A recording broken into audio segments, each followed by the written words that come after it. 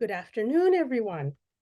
My name is Dr. Fahmida Suleiman, and I'm the curator of the Islamic World Collections at the Royal Ontario Museum and the lead curator of the ROM's current exhibition, Being and Belonging, Contemporary Women Artists from the Islamic World and Beyond. I'm delighted you could join us for today's ROM Connects digital program, which coincides with the start of both Women's History Month and Islamic Heritage Month in Canada. I can't think of a better way to kick off these celebrations than with a conversation with one of our fantastic artists from the exhibition. I'd like to begin by gratefully acknowledging that the ROM sits on the ancestral lands of the Wendat, the Haudenosaunee Confederacy, and the Anishinaabe Nation, including the Mississaugas of the Credit First Nation since time immemorial to today. I'd like to thank our partner and co-sponsor of today's program, the Ilahi Omidyar Mir Jalali Institute of Iranian Studies, University of Toronto. Being and Belonging has been made possible by lead exhibition patrons Peggy Sinclair and Murray Brooksbank, and supporting sponsor the Hal Jackman Foundation, with additional support from Kaylin Hayworth, Jane and Peter Maroney, and the Nixon Charitable Foundation. I would also like to thank the support of the Royal Exhibition Circle. Well, it gives me great pleasure to welcome Sama Alshaibi, an artist working between photography, video, and installation. She also holds the academic post of Regent's Chair of Photography, Video, and Imaging at the University of Arizona.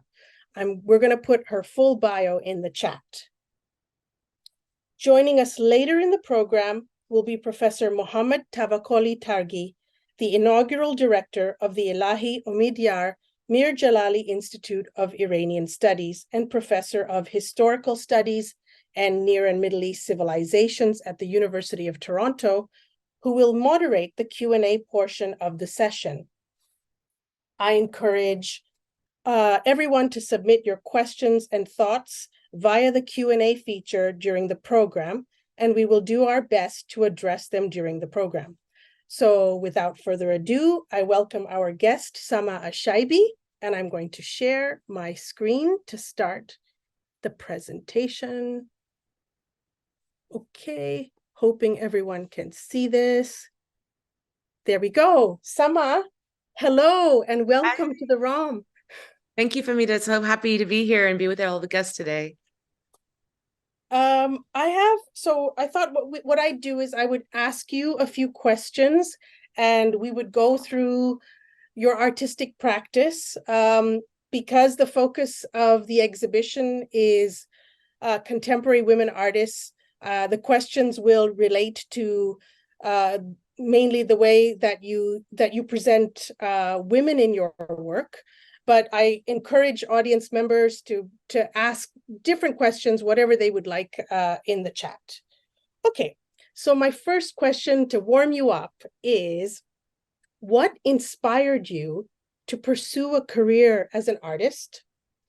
And what drew you to photography and film in particular?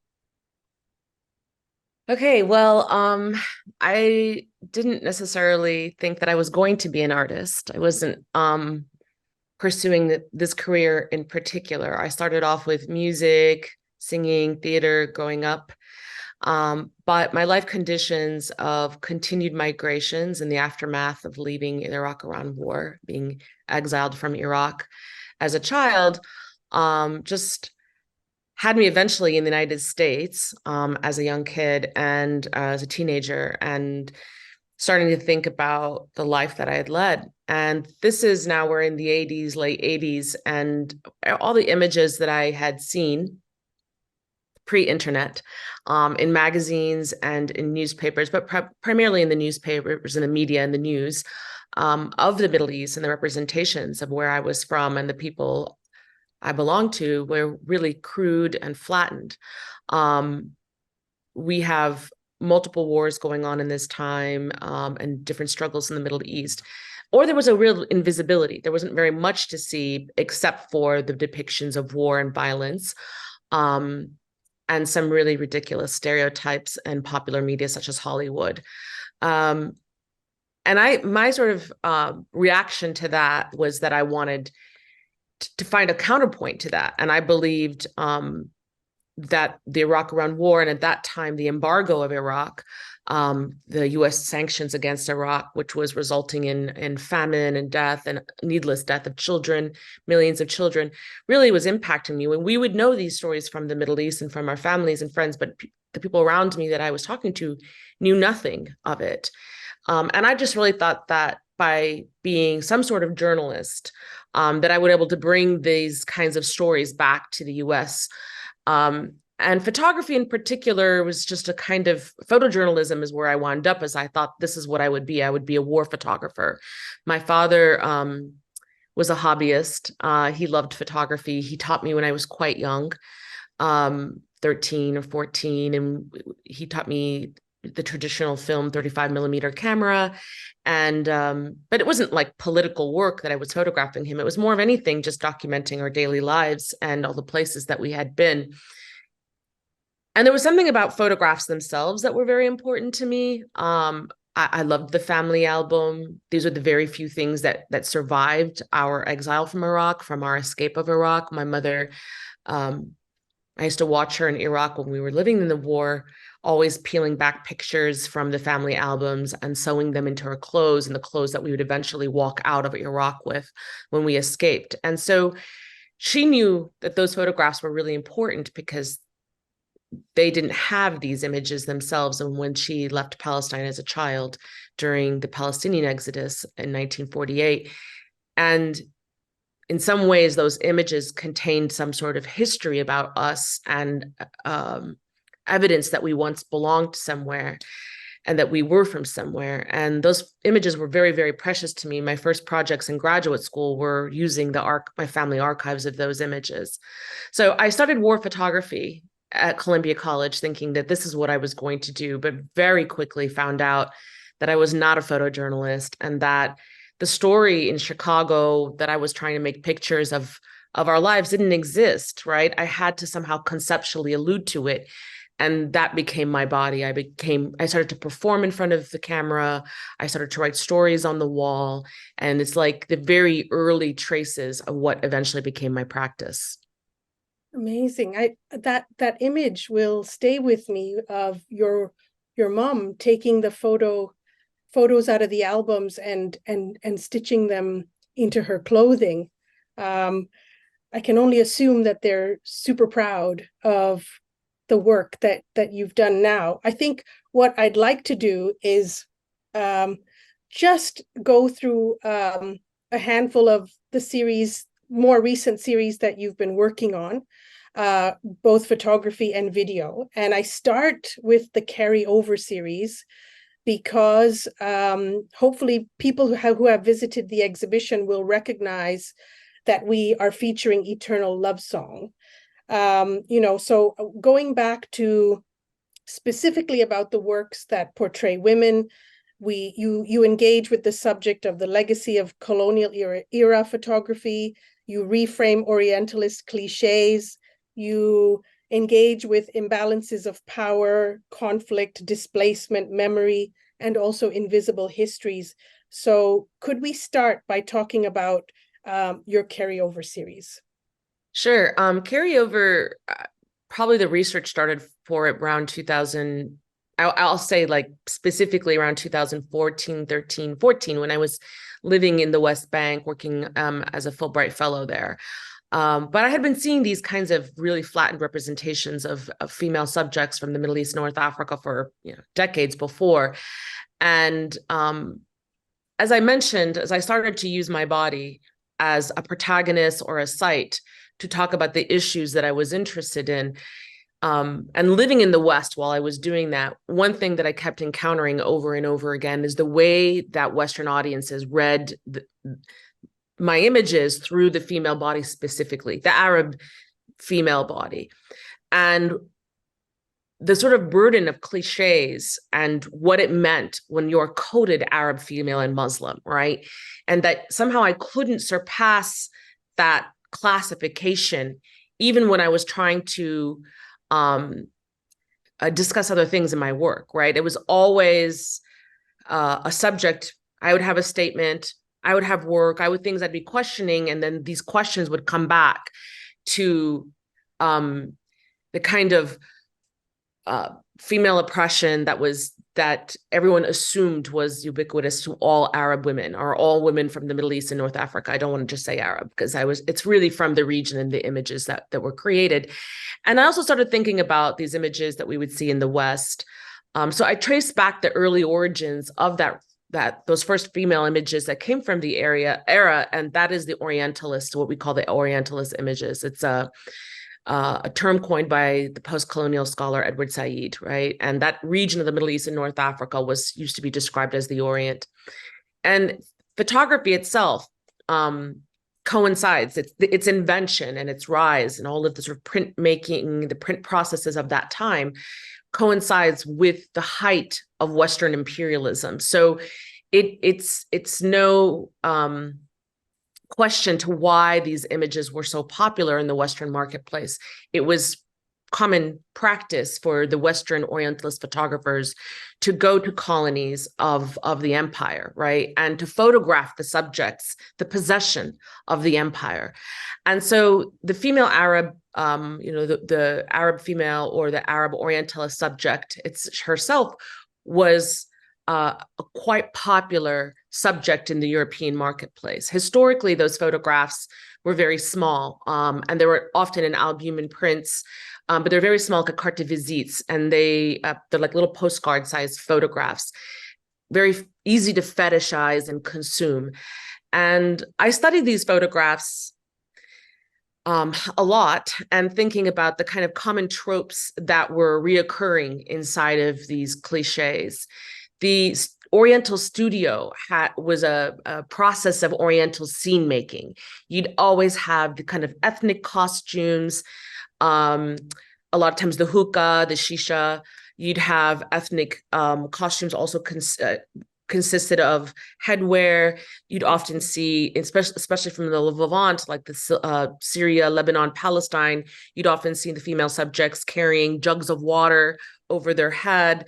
And the female was often docile, singular. There was no other subject. She was never engaged in work or in play or in activities, and sometimes naked and sometimes covered in hijab, and sometimes both in the same image. Like a hijab would be worn and then there would be nudity. And so there was no real question to what kind of agency the female subject had.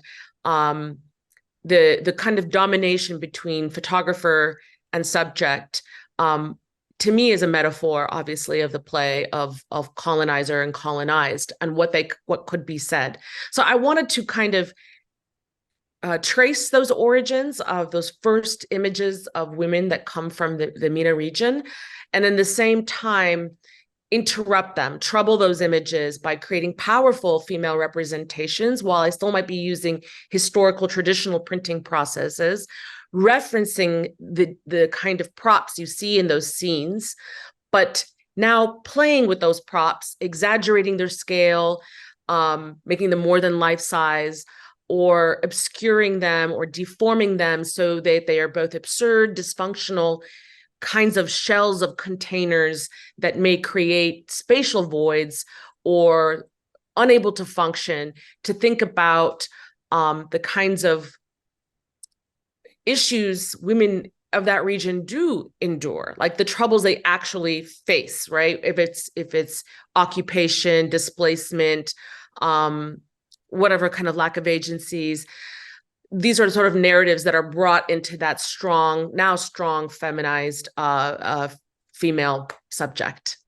When we look at Eternal Love Song in the middle there, or we look at The Harvest, your subjects, your figures, they're staring directly at us. So it's not that they are the subject of voyeurism in a way.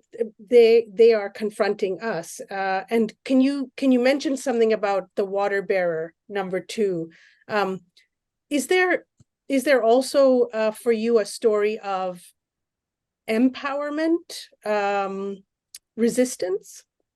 Yeah, I mean, when I do a project, it's important for me not to be didactic and singular, right? Because issues are complex and representations are varied, right? I'm trying to bring a kind of a wide continuum of issues that women of that region experience. I predominantly rest on my own identity, the ones I know the most about, right? Like the displacement of Iraq or the conditions of war for women in Iraq are not necessarily the same issues that women in Palestine faced, for example, in the occupied territory. So, or as one who lives in exile, right? Like an Arab living in exile is very different than an Arab that's living inside their homeland. So they have a range across the work. And Water Bear, the dress, the white traditional dress, and the headscarf connotes the female farmer and the peasant of Palestine. And these are where you'd often see from the Levant these traditional images of women carrying the water in the vessels over the head. But now this vessel is a very dysfunctional vessel because it has a hole in it. This is actually a very large, huge wooden vessel that was built for a prop in my photograph. And the shape of it is not like a traditional vessel that you would see water being carried in. It's kind of shaped as a grenade or maybe a wasp nest. There's something dangerous to that vessel she's carrying. So the kind of layers and impressions of war and conflict and trouble is a kind of Herculean task that she is carrying. But yes, she is carrying that burden. And I like, if you look back to my earlier works, I have a lot of work that engages a critique of that. The Arab female being a docile subject that needs the saving of Western empire and Western democracy to come in there. And so anyway, I can kind of trouble that representation and think about the kind of strength and resilience that is often the case of women from that region, thinking about my own mother and how she plotted our escape out of Iraq and, delivered us to safety is one of ingenuity, of what creativity, resilience, and of a different kind of strength that isn't often afforded to the women of that region by those who want to read the hijab and the head covering in a very specific way, right? So that's what's happening in Water Bear, whereas Eternal Love Song and The Harvest have this kind of spatial void, this emptiness. How do you represent loss, of absence, right? The image of the suitcase is one many refugees from very many different countries use, but this is actually a travel trunk from 1948 that I bid for on eBay and then cut the panels out of it. So it can't contain the displacement and the dispossession. This is telling me that I have to sign in again. Should I do that? Oh, no, you shouldn't have to sign in again. You're still on our screen. Okay. All right, if I get kicked out, I'll come back in. Yeah, hopefully you won't. Okay, we'll push on ahead. You can see my screen, right? Yeah. Because I have a few more of these slides, so I'll keep moving ahead. This is an interesting series, Affiche. Could you take a completely different direction here in a way? Could you tell us a little bit about this one? Yeah, well, I mean, there's two things there's three images here. There's a part of Generation After Generation, which is on the right side, which actually has 10 panels. And then you have two images on the left here. And these images on the left of Affiche, like really consider the research material that went into carryover, that went into the project that you just saw on the previous slide.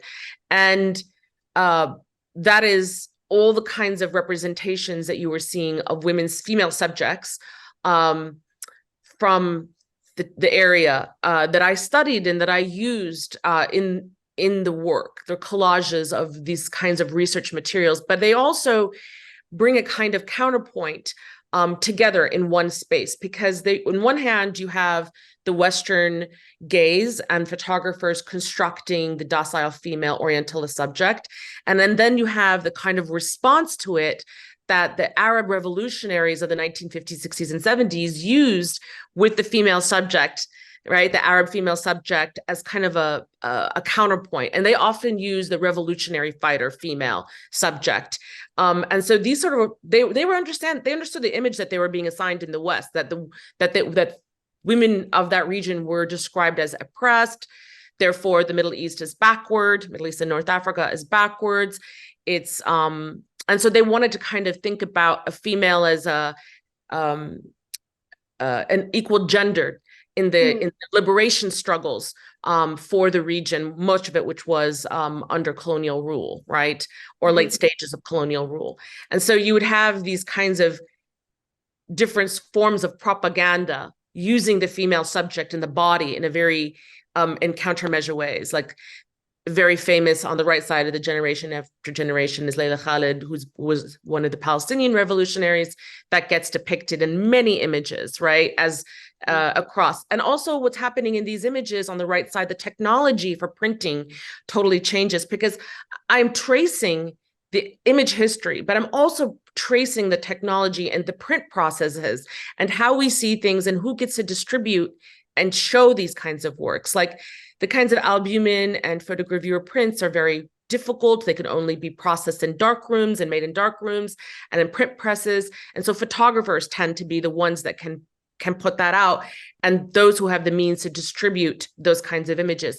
By the time we get to screen printing, which you see in generation after generation, screen printing winds up being cheap, very easy to reproduce, and winds up being the kind of political posters that scatter around and are able to move along with these liberation struggles. So the technology of photography and image making and print is all sort of seen throughout these projects. Wonderful. Now, I know I'm running out of time here. I wanted you to say a sentence or two about Silsila so that we could then jump to one of your video works. Sure. Silsila was made over 8 years, although I revisited the project when I returned to Iraq after a 40-year absence. It's the figure in there is mostly always me. There's one time my cousin is in it. And it's moving across all the natural locations, remote locations in the Middle East and North Africa. I visited over 22 countries, really went off the grid, and it was trying to create a space of the historical Islamic world that was borderless and boundaryless, much like the desert and water, trespassing borders and boundaries, and created a shared identity.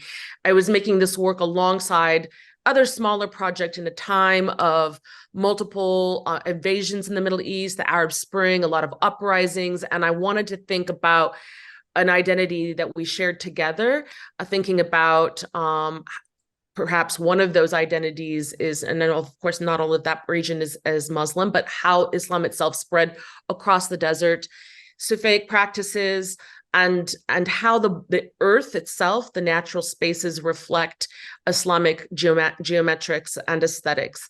Over time, the project evolved to deal with the water crisis that is enveloping much of the world, including the Middle East, where the end of fresh water is creating political eco-refugees.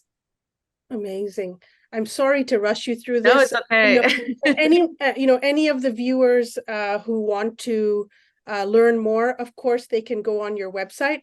But I'm going to start a video, hopefully that, yes, it's working, called Catalog. And there is no sound in it, just so in case viewers are wondering what's going on. There's no sound. But as it's going, Sama, could you just talk about the images that we're seeing in this 6-minute film? Sure. Catalog sometimes is displayed like this in 6 straight minutes. When I showed at the Phoenix Art Museum, I had it the 2 halves. There's halfway through the video, the video completely changes, and you can see one from one part of the wall and the other on the other side. You have the performance of the subject as a human version of a water fountain. Eventually, that image, that orange image you saw, water starts to come through the faucet and spills over the glasswork. And it's woven in with archival moving image that you're seeing here. These are actually historic images from the British Pathe, which is the origins, the precursor of the BBC. And what was popular between 1935 and 1955 was for the British Pathet to go to locations of the empire, right? The subjects and regions, the colonies of the empire, and to see their successes, what they're building, but also to create this construction of all of their occupants, right? The residents, Middle Eastern and North African peoples in this case,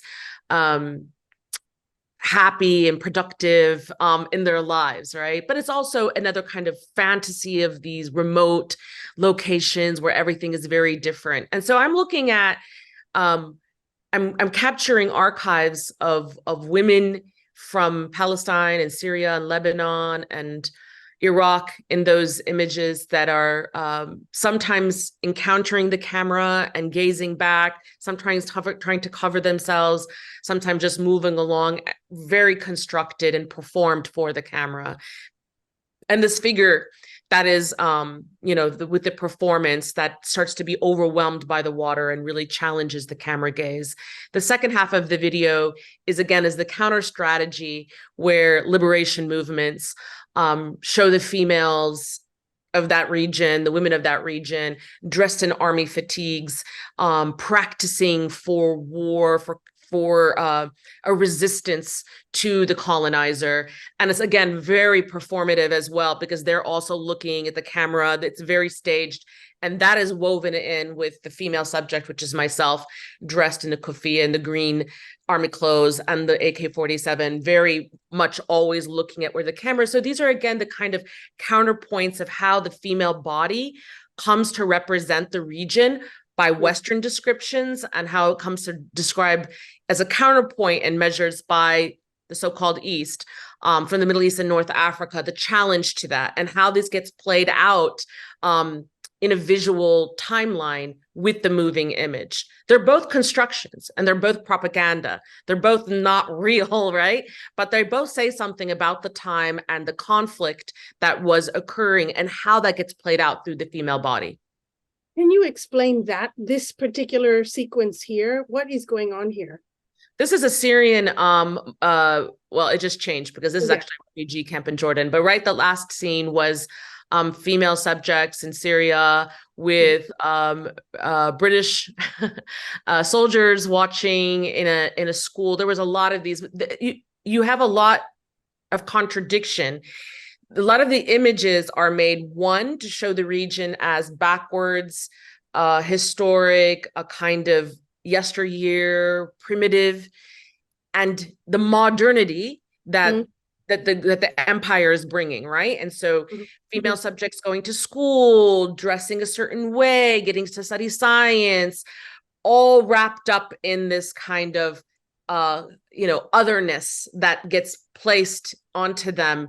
It's very when they make these little cinema newsreels where people go to the theater to watch, it will start with the kind of Oriental music, the arabesque music. It then will show kind of projects of the empire, and then its history and tradition, and then the modernity that they're bringing. They're really kind of positives, like we are taking care of our colonized subjects and bringing modernity to them. And that is by, obviously showing hair, skin, kind of a sexualized body. It's a sort of different shift in how they want to present the female body, because they actually do show nudity too while wearing the hijab as being primitive. So it's kind of strange how it gets played out, but it was popular. And then it shifts to more these scenes here. This is actually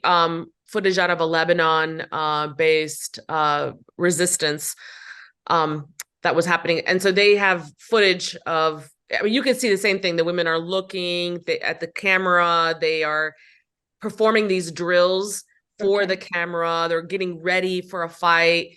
And the scholar Tina Sherwold talks about that, that the Middle East was very aware of the image that was being assigned to them, right? And that their backwardness and therefore their need to be colonized and needed to be subjected to this was often seen through the female being in this position. And it's kind of crazy because I mean, the time coincides with the women's suffrage movement in the East. So these kinds of images became very popular. It's sort of hankering to a time where women knew their spaces and places a lot better, which moves us into this image, I guess. Yeah, in a way. And what I love about your work as well is you build on other series and previous ideas. And so once again, we see the water bearer in here. But yeah, I wanted to end on this one so that Mohammed has time to moderate the Q&A. But very briefly, can you tell us, this is not a series, really. I feel like it was one artwork, really? Yeah, I was invited at the commemoration of the 100-year suffrage movement in the United States, right? And to create a work about the suffrage movement. And so that was 2019, and I was looking to the or it's 2020, but I was looking at when I was making this was at 19. I looked back to the 2018 midterm elections, which had a lot of firsts. So it was like considered one of the most, it was the first large amount of women being voted into Congress and the House of Representatives. First two Muslim American women being voted into Congress. And one of them was Rashida Tlaib, who's also a Palestinian refugee herself, and quite vocal about it, right? And she wore the traditional Palestinian thobe to her inauguration, her signing in ceremony, which was a great moment of pride for Arab Americans in her 13th congressional district that she represents in Michigan, and as a Palestinian as well. I have often used the Palestinian thobe in my work, not just as a traditional garment, but I think they're very interesting. The textiles of the thobe, to me, from graduate school, I've studied them because they're narratives built into the embroidery work. They tell stories about our villages, where we're from. There's a continuity of 1,000 years of consistent thobe work, which shows the settlement of Palestinians on that land for over 1,000 years. They have a kind of resistance in their voice that attempts to erase and eradicate our existence from that region. My mother is Palestinian, and my mother is a seamstress. And so I learned a lot about these stories of that heritage through her. That's one element. The performative element of the body, like the swearing in, is such a patriotic moment that we don't often afford in the United States to the subject of the other, especially the Arab body.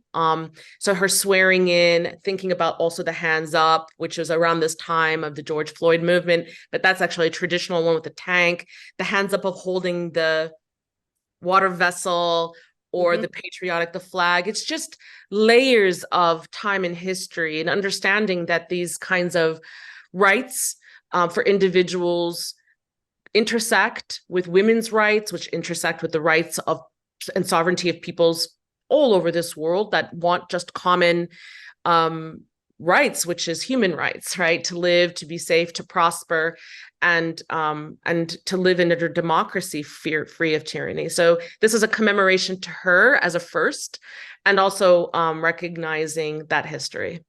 Did she get to see it in person? No, but maybe you should contact her and send her the link to the talk. Excellent. Okay, so I'm going to stop sharing now. I can't thank you enough. Thank you for sharing these amazing works, and I'm sorry that I sped through them with you, but I think they really gave a flavor. If Mohammed, if you're able to turn on your camera and unmute.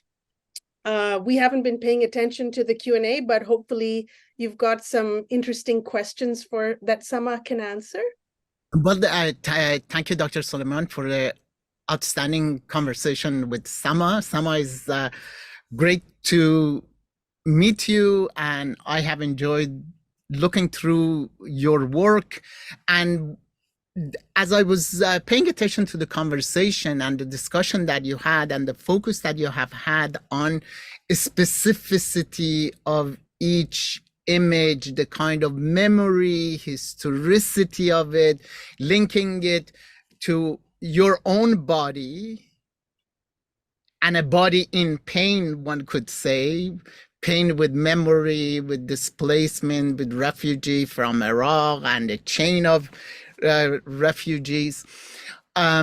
and the conversation that you have had through your images with traditional cliches of visual Orientalism, I am thinking that the kind of images that you have produced, while specific, highly specific, they are also universal conditions. Is expressive of the universal condition of refugees, displaced people, dispossessed people. From that point of view, your experience visualized is similar to the images that we see of early part of the 20th century of Jews being displaced all over the world. And today we see Ukrainians displaced all over. And in a sense, while you focus on specificity, you are actually bringing into attention a universal condition. And also, while you're focusing and critiquing the image of the Orientalist view of women as abject, as sort of inactive in history, actually, you're reflecting what I call women as universal subject. Women are actually, through the suitcase, through the water jug, they are not inactive. They are acting, they are providing, they are moving, they are maintaining, containing memories and things. So in a sense, your story of particular story, memory of an Iraqi, Palestinian, American woman is the story of, is the universal history, is the universal history of all refugees. So thank you so much for that analysis, and I 100% agree with you. And in fact, it's like maybe somewhere the time after I created Carryover, there was a lot of these Zoom talks in 2020 because of COVID, right? And so I was on a lot of these panels, and every time it was a great space to keep reflecting as you just made a work. And sometimes as an artist, you put work out and you don't have as much opportunity to speak with it, maybe a few interviews. But when at this time, with the absence of exhibitions, these are what we would do all the time. And it gave me a great chance to think about this question of identity and the identity in the work, right? And I really around that time started saying that in fact, what I have found through making my work and through these images histories and then embodying them is that there was more common representation of being a refugee and then being in exile than necessarily being Palestinian or Iraqi, or American. But I don't know if they're mutually exclusive, right? Like the 21st century problem of being Arab, and especially from those two countries, but also Syria and other countries, is being a refugee, and it's part of that identity now, right? And knowing that, because I was always having discussions with curators sometimes who wanted to find, well, I want an Iraqi. I'm like, well, what does an Iraqi look like today, right? Like, what does that mean? And so this kind of visual representation that is very universal and also in the same time quite active is very important. In fact, one of those images, I'm not sure if it's the one that we showed, but an affiche, you'll see it in the image gamer that has the stacks of pots that references the gamer, which is the Iraqi clotted cream that the Iraqi milkmaids used to deliver in the morning. And I think the whole Carryover project really started because of that. Yeah, it's on the bottom right there. It really started that because I saw an image in a National Geographic. It was an old National Geographic magazine of the Iraqi milkmaids. And this reminded me of my childhood in Baghdad and looking at the Iraqi milkmaids moving around the city, delivering the milk, right? The gamer and the tea and the breakfast, and thinking about their labor and their autonomy as subjects, right? And this is what I'm trying to say, the antithesis of coming back to the United States and everyone having this assumption about the passivity of my life and my mother's life and the roles women play in their worlds in the Middle East because of these constructions, whereas actually they were very active agents in their life. And so I wanted to represent, not present for the first time, but represent, because we have historical images from painters, from photographs and documents of the female subject in the act of doing and working and being, right? And so that presenting it in a way that allowed its power and agency to kind of come forward.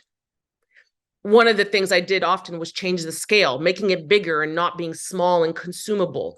Even if I couldn't get the photogravure album to be huge, because the printing process is, you're fighting the printing process, I would still in every exhibition have 1 or 2 mural size wallpaper facsimile of my artwork. So you could really understand the outside proportion of that legacy, but also the power engaged in the female body. Definitely in all of the pictures, particularly drawings, particularly carryover series, women are agents of change. None of them are inactive individuals. They are actually thinking strategically, carrying water, carrying suitcases, carrying memory, carrying family history, labor. They're agent of historical memory. And actually, I was thinking that much of your work is it's expressive of burden of history and burden of memory, but the burden of memory that is, while specific, is greatly universal. Now, we have a question for you. First of all, thanking you for your illuminating talk, and wants to ask, what is asking Sama, how do you bring your artistic practice and research to your teaching? How do you make this work and the ongoing violence of empire immediate to your young students? Yeah, that's a complicated question. I mean, going back to what Mohammed was saying, we were saying about the universality of a lot of these subjects, right? And for example, I live in Tucson, Arizona, 45 minutes from the US-Mexico border and the Mexican border wall. And so there's like a local understanding too of what it means to be in a community and city full of refugees, to have migrants, undocumented migrants imprisoned. And so there's always a tactile kind of space here that you could physically visit and speak to. It isn't the community here. Much of them have a family history and legacy and stories they were told too. Obviously, I work in a research university, so I have students who come from all over the world, and we try to find these kind of common threads. With some students, these histories are underknown, and so explaining these histories is very important. It's part of understanding works. But I also feel like having a space and knowing that every single student in the United States usually has a story of understanding where empire means something, right? We're either all migrants, immigrants to the US, or we're the indigenous people whose lands have been occupied, right? That's what we exist in this space, or we are enslaved people who were forcibly brought here. This is my students. And so we get to have conversations about these works and what does it mean, not just through my work, but all kinds of images that are produced by artists, produced by early artists, artisans, and the archive and of images that are quite violent, actually, that the image photographs that subjected colonized subjects and slaves, right, to this kind of othering and flattening, or characterize them as inferior. So we look at all of that. I teach a class called Migration as Practice, right? Not just learning about migration, but as thinking about as a practice itself, whether it's through the work, whether they're foodways stories, audio stories, film, how the visual representations, all kinds of ephemera and material that we may not, art students may not always think of as the work they should be researching when they're doing their work. And usually it starts with their own family and their own identities, it starts with the subject of food. You can find a migration story if you start with food, and it persists in families. And it brings everyone to the table to realize that there's something in common or something that they know and they have knowledge about this. It is not an abstract theoretical idea for academics, but a lived experience that most of the world shares. Right. There's a comment, just somebody who was agreeing with what Mohammed was saying they loved the talk, but they also feel that Sama's art goes beyond and speaks for all women, I think, which is a very, very powerful statement. There is one question: how important are these specialized techniques of photography that you use, and what is the difference between photogravure versus another I can't remember what the other Albumin. the albumin Yeah. technique that you use? Yeah, well, so the project started off with considering the albumin, maybe actually it was the gum oils, gum arabic and the gum oils and printing. But then I went into the albumin because that was the print process of its time when the Orientalists first came. And to me, the print process is in itself reveals something that was an agenda of the Western photographers that first came to the region. Because print technology shifts constantly, right? You still see it today, right? It's always updating, changing, improving. And all throughout that world, when you see the kind of growth of photography, you see the print processing, color, Polaroids, they always change as a new invention is made. But the albumin and photogravure and these sort of more historic traditional processes stayed for nearly 100 years in the Middle East and North Africa. For their time, they looked nostalgic. I mean, they were inventive and new. They were invented, but already looked historic. And so they, through their aesthetics, underscored the kind of idea of a yesteryear or a backwardness or a kind of imagined geography and space, right, of where this was. The Western marketplace and the new US was really interested in these biblical stories, right? You understand that this part of the world is where Judaism, Christianity, I mean, the religions were from, and to have images of Roman ruins and to have images of where Jesus supposedly walked and where Mother Mary is from, you'll see the kind of captions that are always placed, right?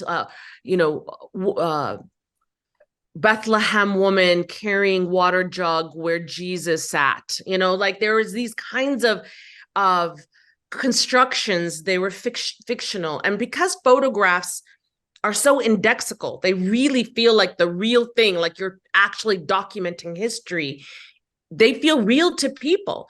And they are, in some ways, documenting, but they're not necessarily documenting what you think they're documenting. And that's why that kind of fictional and the reality that gets sort of pressed upon each other are worth unpacking and manipulating and playing and reconsidering. And that's what I'm trying to do in my work.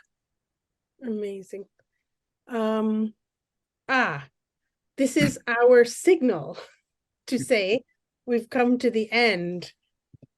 Thank you, Mohammed, for that amazing moderation. Thank you, Sama.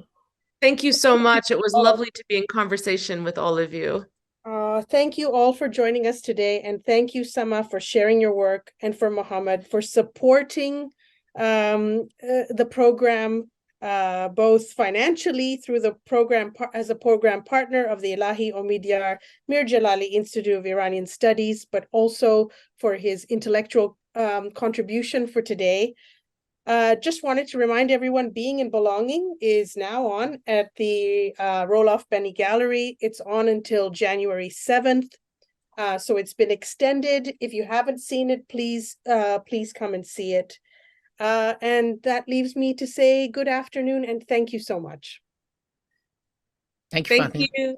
Bye-bye. Thank you so much. Good day.